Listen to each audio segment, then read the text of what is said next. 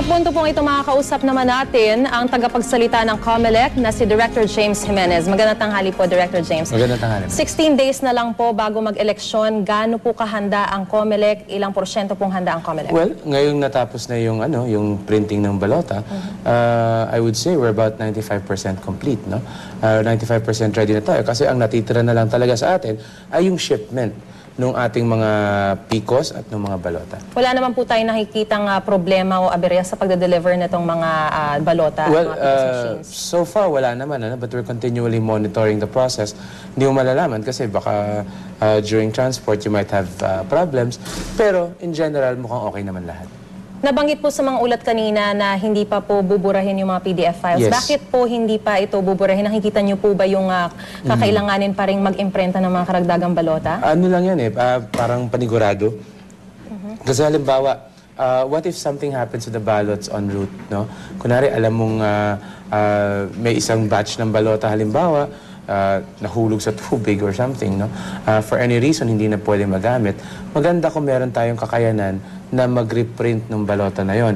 In case na mag-schedule ka ng special elections, may balota kang gagamitin. Hindi naman kaya ito ang magiging simula o pagmumulan ng dayaan? Hindi naman. Kasi yung ating program naman, una-una, naka-imbak naman yan sa opisina ng COMELEC, no? Bantay sarado naman yan. Pangalawa, yung printers natin are still open to the public. They're still open to the media. Kapag nakita mong gumana yung makina nang wala namang abiso na merong kailangang i-replace na balota, alam mo may kalokohang nangyayari.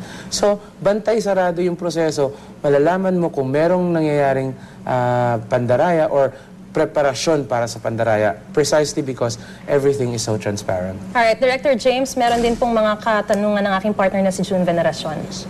Maraming salamat, partner.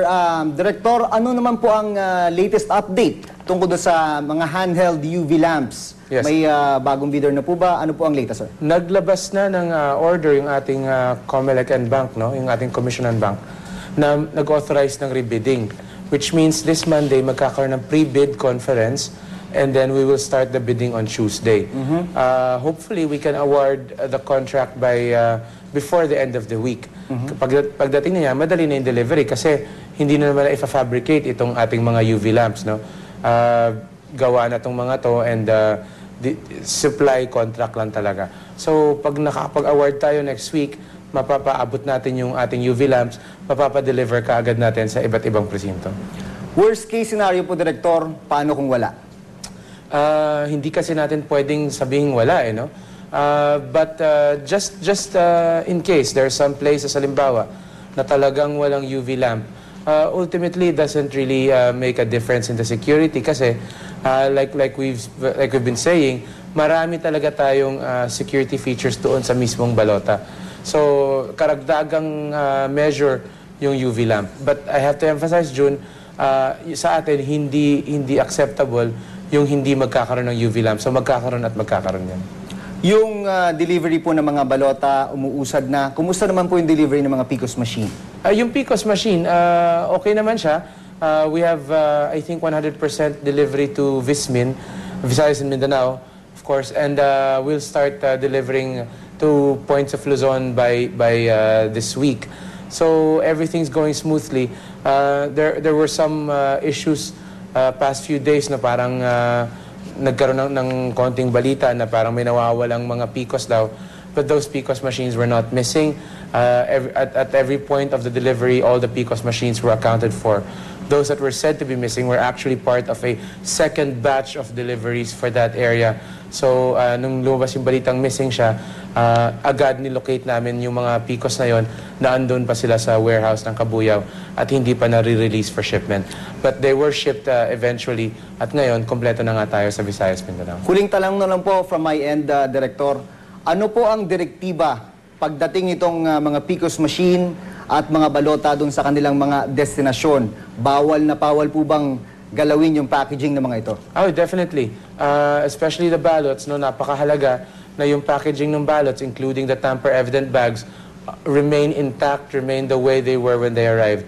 Hindi pwedeng galawin yan. Yung mga PICOs naman, pagbagsak niyan dun sa strategic hubs, agad yung hinahanda for forward delivery to the precincts. Again, where they will be tested and sealed.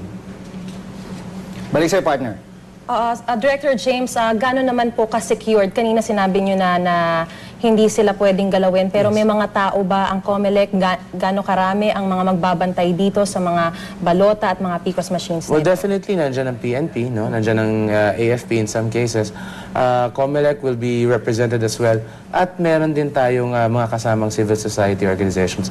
So talagang maraming nakatutok sa delivery na ito. Huli na lang po, malapit na ang eleksyon, pero hanggang ngayon marami pa po ang nangangamba sa automated elections. Apela na lang po sa publiko. Sa mga kababayan natin, malapit na nga yung halalan. 2 linggo na lang ang bibilangin natin. It's time now siguro, imbis na magpadala tayo sa takot, siguro ngayon dapat tinututukan na natin kung sino yung pipiliin natin. Remember, the elections, more than just the automation. Ito po ay isang napakahalagang milestone o activity para sa bayan natin. So kailangan piliin natin yung dapat nating iboto at pumoto tayo ng tama. Alright, maraming salamat po, COMELEC spokesman James Jimenez. Magandang tanghali po. Ganun na,